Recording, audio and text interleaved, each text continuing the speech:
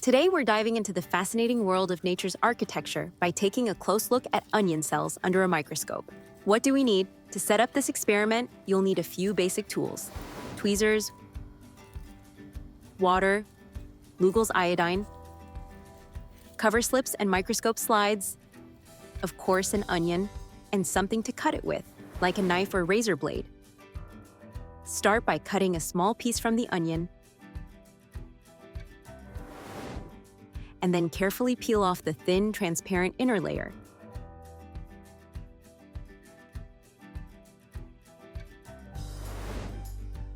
Place this layer on your microscope slide and add a few drops of water. Now gently place a cover slip on top.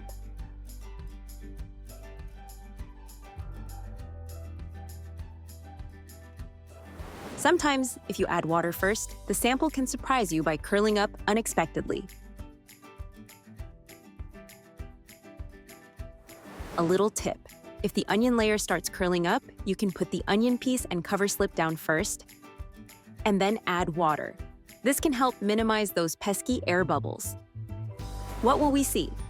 So, what can we expect to see under the microscope? On the lowest magnification, you'll see a grid of onion cells outlined by their cell walls. Those dark circles you spot? Just air bubbles. The cells form a pattern that looks just like a brick wall. The cell structure becomes clearer, and you'll even spot some nuclei in the cells. To see more details, we can add Lugol's iodine. This dye makes the cell walls and nuclei more distinct, turning them yellow and giving us a crystal clear view of each cell structure. Let's break down what we're seeing. Inside each onion cell, there's the cytoplasm, the nucleus, and the cell wall. Simple yet impressive. And remember, those dark circles are simply air bubbles. Thanks for joining me on this microscopic adventure.